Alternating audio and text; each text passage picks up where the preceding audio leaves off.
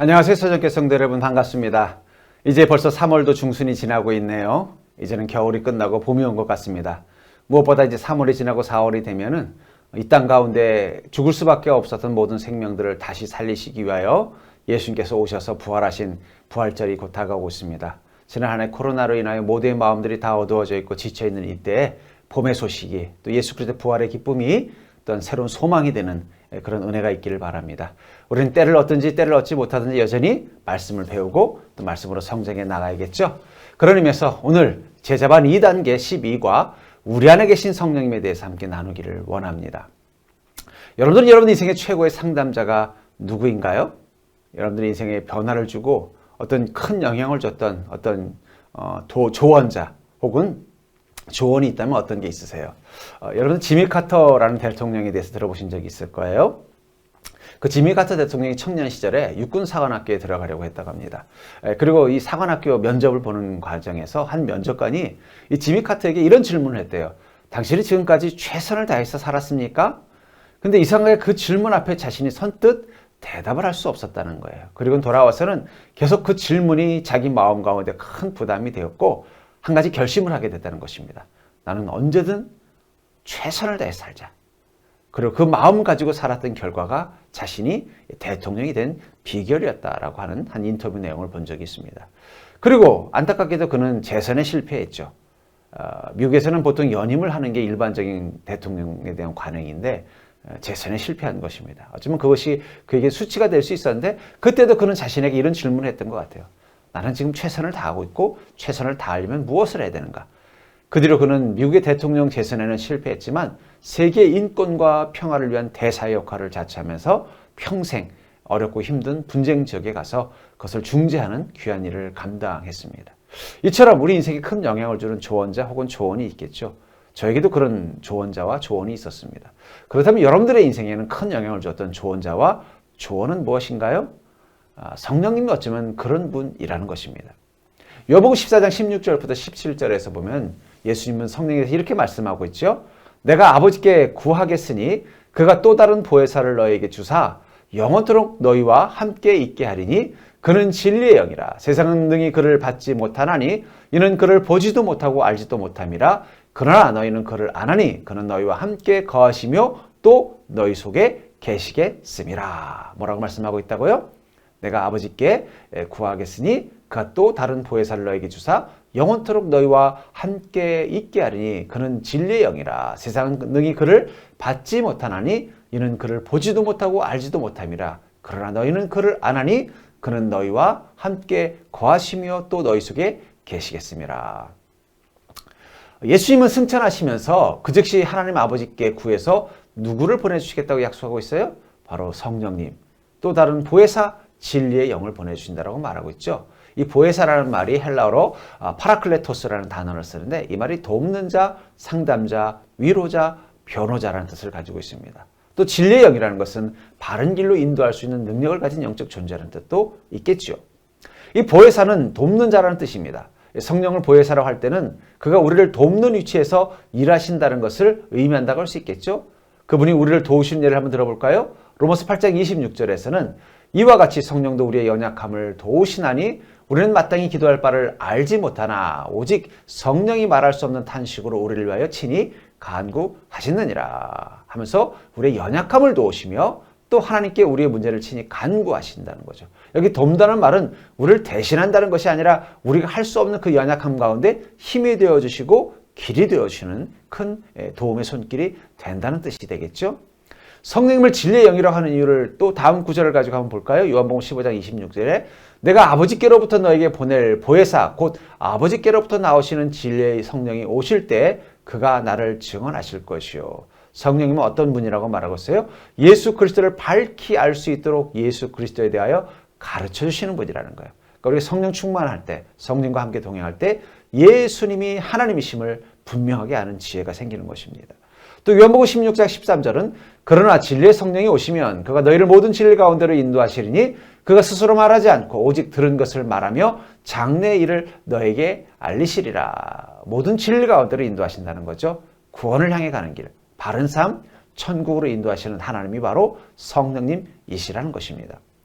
여러분은 주로 성령님께서 여러분들을 진리 가운데 깨닫게 하시고 인도하시는 것을 언제 경험하시나요? 우리가 성경 설교 말씀 속에서 그것을 깨달을 때도 있고요. 찬양 중에서 깨달을 때도 있으며 성경 공부를 하다가 혹은 개인적으로 말씀을 묵상할 때도 혹은 일상의 체험 가운데서도 깨닫게 됩니다. 혹시 여러분들 최근에 성령님께서 진리를 깨닫게 하신 체험이 있다면 지금 한번 여러분들의 그 책이나 한번 노트에다 한번 구체적으로 한번 기록해 보시는 것도 좋을 것 같습니다. 성도가 세상 사람들과 달할 수밖에 없는 근본적인 이유가 여기 있다는 거예요. 17절을 보시면 그러나 너희는 그를 아나니 그는 너희와 함께 거하시며 또 너희 속에 계시겠습니다. 우리 성도는 세상 사람들과 결정적인 차이가 있는데 그것은 바로 우리 마음속에 성령님을 모시고 있는 자라는 것이죠. 너희는 그를 아나니 그는 너희와 함께 거하시며 또 너희 속에 계시겠습니다. 성령님이 우리와 함께 거하시며 우리 속에 있는 것이 바로 성도라는 것입니다. 성령님을 모시고 산다는 말은 하나님을 인격적으로 모시고 있다는 의미입니다. 여러분 속에 하나님이 임재하고 계시다는 사실에 대해서 어떤 느낌이 들죠? 특별히 우리가 신앙에 있어서 가장 중요한 부분 중 하나는 바로 인격적으로 성령님을 경험하는 것입니다. 의외로 많은 그리스도인들이 성령과 함께 한다는 것에 대해서 잘못 이해하는 경우가 있어요. 그것은 성령님이 내 안에 인격적으로 계시기보다는 하나의 권능, 파워로 계신다고 생각하는 경우들입니다. 사도행전 8장 17절부터 18절에 보면은 이 무당인 이 시몬에 관한 얘기가 나와요. 이 마법사인 시몬이 어느 날 사도들이 사람들에게 안수를 주자 그들이 성령을 받는 것을 봅니다. 그러자 그가 큰 돈을 가지고 와서 사도들에게 내리면서 이 권능을 내게도 주어 누구든지 내가 안수하는 사람은 성령을 받게 해달라고 요청합니다. 그가 생각한 성령은 무엇입니까? 파워, 힘이었죠. 그러나 거기에 대해서 사도들은 이 시몬을 크게 꾸짖습니다. 근데 우리도 이 시몬과 같은 소위 말하는 잘못된 마음과 생각을 가질 수 있다는 거예요. 성령님을 인격이 아니라 하나의 파워로만, 힘으로만 이해하는 것입니다. 물론 성령님이 우리 안에 계실 때 성령님의 힘이 우리를 지켜주시고 성령의 권능이 나타날 때 우리 삶 가운데 놀라운 역사들이 일어나는 건 분명합니다. 그러나 그것은 성령님을 인격적으로 모셔야만 가능한 것이라는 거예요. 성령을 인격적으로 모시지 않고 힘만 경험한다는 것은 그건 불가능한 것입니다. 그런 의미에서 우리는 신앙으로서 가장 중요한 것 중에 하나가 바로 성령님을 인격적으로 경험하는 삶이 필요하다는 것이죠. 그렇다면 성령님과 성도과의 관계는 영원히 끊을 수 없다는 사실을 어떻게 표현하고 있는지 한번 볼까요? 우리와 함께 계시고 우리 속에 계신다. 이 말은 예수 그리스도 이후 성령님은 한 번도 우리 안에 오시면 결코 떠나시지 않는다는 거예요. 우리가 성령님과 함께 한번 만나는 것은 쉽지만 그분과 헤어지는 것은 불가능하다는 것입니다. 물론 예수님 이전에는 성령님이 잠시 이 땅 가운데 또 사람들 속에 머물렀다 떠난 경우들이 있습니다. 예를 들면은 사울 왕이 그렇죠. 사무엘상 11장 6절에 보면은 사울이 이 말을 들을 때 하나님의 영이 크게 감동되매라고 말하면서 성령님이 사울 안에 임했던 것을 봅니다. 그런가 하면 사무엘상 16장 14절에서는 하나님의 영이 사울에게서 떠나고 라고 말하면서 성령님이 그에게서 떠났다라고 말하고 있죠. 예수님 이전의 성령님은 하나님의 뜻과 계획에 따라서 잠시 인간 안에 머물렀다가 가셨습니다. 그러나 예수 그리스도 이후 이제는 하나님의 영이면서 동시에 예수 그리스도의 영으로서 성령님이 우리와 함께 하실 때는 한번 들어오시면 절대로 떠나시지 않는다는 것이죠. 그렇다면 성령을 모시고 사는 사람에게 나타나는 실제적인 자의식과 열매가 다시 말해서 성령님과 함께 동행하는 삶에게는 어떤 변화가 있는지를 한번 볼까요? 갈라디아서 5장 16절부터 17절에 보면은 내가 이르노니 너희는 성령을 따라 행하라. 그리하면 육체의 욕심을 이루지 아니하리라. 육체의 소욕은 성령을 거스르고 성령은 육체를 거스르나니 이 둘이 서로 대적함으로 너희가 원하는 것을 하지 못하게 하려 함이라. 우리가 성령을 따라 행하라. 그리하면 육체의 욕심을 이루지 않을 것이며 육체의 소욕은 성령을 거스르고 성령은 육체를 거스린다라고 말하고 있죠. 성령을 모신 사람에게는 두 가지 욕구인 육체의 소욕과 성령의 소욕이 있습니다. 이 소욕이라는 말이 헬라어로 에피스메오라는 단어로 쓰는데 이게 강하게 바란다, 갈망한다라는 뜻을 가지고 있어요. 다시 말해서 우리에게는 두 개의 갈망이 있다는 거예요. 육체의 갈망과 성령님의 바람이 있다는 것입니다. 그것이 우리 안에서 갈등하고 대적한다는 거예요. 성령을 쫓아 행하면 육체의 욕심을 이루지 않는다. 그 말은 뭐예요? 성령님과 육체의 욕심은 상극이라는 것이죠. 한쪽이 승하면 한쪽은 쇠하고 한쪽이 쇠하면 한쪽은 승할 수밖에 없다는 것입니다. 성령을 모신 사람에게는 자기 안에 서로가 맞지 않는 두 가지 욕구가 나타난다고 합니다. 그건 구체적으로 뭐라고요? 육체의 소욕과 성령의 소욕이라고 말하고 있죠. 육체의 소욕은 육을 가진 인간이 그 내면에서 쉴 수 없이 느끼는 욕망, 바로 타락한 인간 안에 있는 죄된 본성이라는 거예요. 여러분, 우리 안에는 이 죄된 본성이 맞는 갈증, 갈망이 있다는 것입니다. 반대로 성령의 소욕은 하나님의 뜻대로 살아가려는 본성, 하나님께서 창조하신 본래의 성품을 뜻하는 것입니다. 둘은 우리 안에서 충돌합니다. 전 그런 의미에서 영적 전쟁은요, 바깥이 아니라 우리 안에서부터 먼저 시작이 되는 거예요.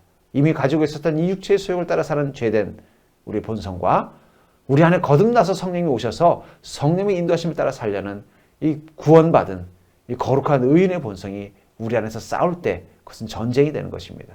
그러므로 여러분들이 먼저 영적 전쟁을 치러서 반드시 승리해야 될 곳은 여러분들의 마음밭이라는 사실을 기억하시고, 여러분의 마음 가운데 육체의 소욕은 사라지게 하시고 성령의 소욕은 승한 그런 복된 삶이 되기를 바랍니다. 그럼 왜 이런 현상이 일어난다고 생각하세요? 그것은 바로 타락으로 말미암아 서로 일치할 수 없는 존재가 되었기 때문이라는 것입니다. 육체의 소욕이 일어나면 흔히들 그것을 억누르고 정죄하려고 들죠. 그러나 성령의 사람은 그렇게 정면으로 싸워서 억누르는 것보다 더 효과적인 방법이 있다고 말합니다. 무슨 얘기예요? 우리가 억지로 육체를 막 정죄하고 절제하는 그런 율법적으로 한다고 해서 거기서부터 자유로워지지 않는다는 거예요. 그럼 어떻게 해야 될까요? 갈라디아서 5장 15절은요. 내가 이르노니 너희는 성령을 따라 행하라. 그리하면 육체의 욕심을 이루지 아니하리라. 어떻게 해야 된다고요? 성령을 따라 행하라는 거예요. 그리스도인에게 순종이라는 것은 내 안에 말씀하시는 성령을 따라 행하는 것입니다. 그러면 육체의 욕심을 이루지 않을 수 있다는 거예요. 성령께서는 우리가 육체의 소욕과 싸워 이길 수 있도록 돕는 보혜사이십니다. 우리 안에 있는 죄된 본성을 다스릴 수 있도록 하시는 보혜사 하나님이시라는 거예요. 그렇기 때문에 어떻게 하면 된다는 거예요? 성령을 따라 사는 것입니다. 그게 바로 그리스도인의 순종이죠. 우리가 육신보다 성령의 소욕을 따를 수 있는 가능성이 더 많은 이유를 24절에서는 이렇게 말하고 있습니다. 그리스도 예수의 사람들은 육체와 함께 그 정욕과 탐심을 십자가에 못 박았느니라. 육체와 정욕과 탐심을 십자가에 못 박았다는 것은 육체의 정욕과 탐심으로 살았던 옛 사람은 죽었다는 것을 의미하죠.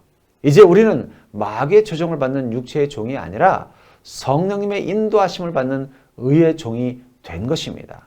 다른 말로 표현하면 주인이 바뀐 것이죠. 그러니까 여러분들은 이제는, 지금까지 우리는 내가 내 육체의 소욕을 따라 살았다고 생각하지만 그게 아니에요. 사실은 마귀의 조종을 받고 있었던 것입니다. 그러나 이제는 성령의 사람이 되는 순간 성령의 인도하심을 따라 사는 의의 종으로 바뀐 것입니다. 우린 여전히 종의 모습을 잃어버리지는 않았지만, 그러나 죄의 종이 아니라 의의 종으로 바뀌었기 때문에 우리는 성령의 인도하심을 따라 사는 자가 된 것입니다. 여러분, 지금까지 성령의 소욕과 육체의 소욕 가운데서 일어나는 갈등을 얼마나 겪어보셨을까요? 많이 겪어보셨겠죠? 저도 마찬가지입니다. 육신의 욕구가 일어나 절제하거나 꺾기 어려울 때 성령님이 원하시는 쪽으로 생각을 바꾸고 행동함으로써 성공한 예가 있다면 한번 묵상해 보시기 바랍니다. 최근 우리 내면에서 일어나고 있는 영적 싸움에서 성령의 도우심으로 승리한 것들을 한번 나눠보셨으면 좋겠어요. 특별히 믿음 생활도 여러분들 영적 전쟁입니다. 우리가 믿음 생활할 때 우리 안에 육체의 소욕과 그 다음에 성령의 소욕이 충돌하게 돼 있어요. 우리가 믿음 생활하고 신앙생활을 하더라도 여전히 우리 안에서는 영적인 전쟁이 치러지고 있다는 거예요. 그 속에서 육체의 소욕을 꺾고 성령님이 원하는 쪽으로 행하고 생각할 수 있도록 만들어준 그 길, 그 계기, 그것들이 있다면 한번 그것을 묵상해 보시기를 바랍니다. 갈라디아서 5장 22절에서 23절에서는 성령의 사람에게 나타나는 아름다운 인격, 즉 바로 예수님을 닮은 사람의 모습을 이야기하고 있습니다. 한번 갈라디아서 5장 22절부터 23절을 한번 볼까요? 오직 성령의 열매는 사랑과 희락과 화평과 오래 참음과 자비와 양성과 충성과 온유와 절제니 이 같은 것을 금지할 법이 없느니라 라고 하면서 성령의 열매의 비유를 통해서 예수님의 인격에 대해서 이야기하고 있는 것을 봅니다. 그 본문을 한번 자세히 보면은 성령의 열매는 어떻다고요? 사랑, 희락, 화평, 오래 참음, 자비, 양선, 충성, 온유, 절제, 이 9가지의 열매를 맺는다고 말하고 있죠. 그렇다면 이 성령의 9가지 열매는 9사람에게서 한 가지씩 기대할 수 있는 열매일까요? 아니면 한 사람에게서 전부 다 기대할 수 있는 것일까요? 성령을 모신 한 사람에게서 모두 기대할 수 있는 것입니다. 왜냐하면 여기 보면 열매라는 단어가 헬라어로 카르포스라는 단어를 쓰는데 이것은 단수예요. 만약에 열매가 한 사람이 아니라 각 9사람에게서 하나씩 기대할 수 있는 거라면 열매들이 되어야겠죠. 근데 열매라는 단수를 쓰고 있다는 거예요. 그렇기 때문에 이 9가지 열매라는 말은 9종류의 열매보다는 9가지 맛이 나는 열매에 가깝지 않을까 하는 생각이 들어요. 여러분들 이 오미자라는 열매 아십니까? 이 오미자라는 열매는 왜 오미자예요? 그 열매 하나에서 5가지 맛이 나기 때문이죠. 그런 의미에서 성령의 열매는 9가지가 아니라 그 한 가지이지만 그 한 가지에서 나타나는 특징이 뭐라는 거예요? 이 9가지의 모습. 사랑, 희락, 화평, 오래 참음, 자비, 양선, 충성, 온유, 절제 9가지 맛이 나는 열매라는 뜻을 가지고 있다고 모르겠죠. 우리 안에 성령님이 거하신다는 것은 예수님이 영적으로 거하신다는 의미가 다를 것이 없습니다. 그렇다면 성령의 열매는 예수님의 인격을 닮은 데서 나타나는 변화들이겠죠. 이 9가지는 어떻습니까? 우리가 만나게 되는 예수님의 모습이라고 우리는 상상할 수 있죠. 비록 우리는 약하지만 성령의 능력으로 이런 멋진 인격으로 발전하는 것이 얼마든지 가능하다고 말하고 있습니다. 그러나 많은 사람이 의뢰 안 될 것이라고 생각하면 단념해버리죠. 육신이 약하다는 편미만 노르면서 말합니다. 혹시 여러분들이 이 9가지 중에서 부정적인 부분으로 생각하는 부분이 무엇입니까? 이 9가지 열매 중 내게는 불가능하다고 생각되는 부분이 무엇이냐는 것이에요. 어떤 사람에게는 나는 사랑이 가능하지만 화평이 안 됩니다. 나는 화평은 가능하지만 온유가 안 되네요. 이렇게 생각하는 부분이 있을 것입니다. 그것이 내 안에서 열매 맺기를 우리 성령께 기도하셔야 돼요. 다시 말하지만 성령의 9가지 열매는 한 사람에게 다 나타나는 열매라는 거예요. 우리가 성령의 사람이라면 이 9가지 모습이 다 있게 되게 돼 있다는 거예요. 불가능하지 않다는 거예요. 그러면서 여러분들에게 아직 온전히 그 맛이 나타나지 않는 이 9가지 중에 한 가지가 무엇인지 혹은 그 이상이 무엇인지를 한번 묵상하고 그것이 성령의 충만함을 통해서 내게서 나타날 수 있도록 인도해달라고 기도하는 믿음이 되기를 바랍니다. 성령을 모신 자는 성령에 대해 전적으로 사로잡혀 그가 기뻐하시는 대로 따른 사람이 되어야 할 것입니다. 이것을 일컬어 성령 충만이라고 말합니다. 많은 사람이 성령님을 모셨음에도 불구하고 성령 충만하다고 보기에 안타까운 여러 가지 문제를 안고 있습니다. 성령 충만한 사람인지 육신에 충실한 사람인지 구별하기조차 어려운 신자들이 교회 안에 적지 않은 것 같습니다. 그런 우리를 향해 주님은 모두에게 성령 충만을 받으라고 준엄하게 명령하십니다. 우리가 성령 충만을 받아야 하는 이유는 성령님이 더 온전하게 우리를 도우시고 가르치시며 통치하시는 은혜를 받기 위해서라는 거예요. 만약에 여러분들이 아버지인데 자녀가 공부를 너무 못해요. 학교 수업을 제대로 따라가지 못하는 것입니다. 그렇다면 여러분들은 그 자녀를 더 공부를 잘하게 하기 위해서 특별히 학교 바깥의 수업을 바꿔야 하겠죠. 뭐 학원이라든지 여러 가지. 만약에 선생님을 붙여서 과외를 시킨다면 뭐 어떤 학생은 한 달에 한 번 그 선생님을 만나게 할 수도 있고요. 어떤 학생은 뭐 일주일에 한 번 만나게 할 수도 있고요. 아예 어떤 학생은 아예 그냥 그 집에 함께 살면서 같이 공부하고 같이 식사하고 같이 생활하면서 그렇게 가르칠 수도 있을 것입니다. 어떤 게 그 학생을 더 성적이 빨리 올라갈 수 있도록 돕는 비결일까요?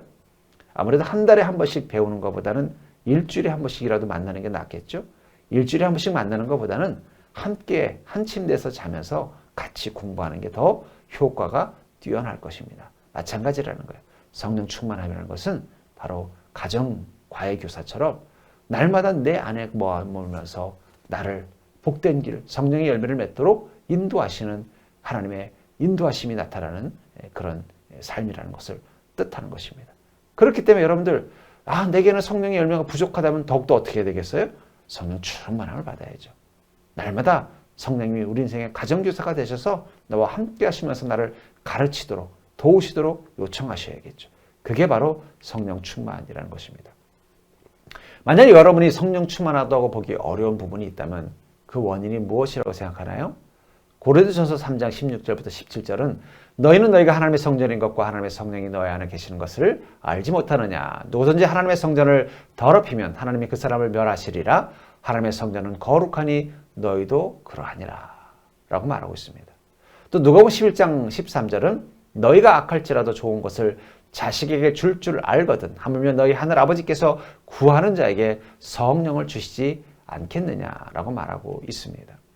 만약 여러분이 성령 충만하다고 보기 힘든 원인이 무엇인지 생각해 봤을 때 먼저 우리가 성령의 전율 우리 몸을 더럽히기 때문일 수도 있다는 거예요. 왜냐하면 죄와 성령님은 함께 동거할 수 없습니다. 우리 안에 죄가 가득하면 성령의 충만함을 경험할 수 없다는 것이죠. 두 번째로 성령님을 근심하게 만들기 때문일 수도 있어요. 성령이 원하시지 않는 일을 향하면요, 그분을 근심하게 만드는 것입니다. 우리가 자꾸 육체의 소욕을 따라서 성령이 원하지 않는 일을 하려고 하면은 성령은 근심하기 때문에 우리가 성령 충만함을 경험할 수 없다는 것이죠. 또 세 번째는 성령을 소멸하기 때문이에요. 소멸은 없어지는 것이 아니라 없는 것처럼 만든다는 뜻이죠. 요즘 학생들 사이에는 이 왕따라는 게 있다고 합니다.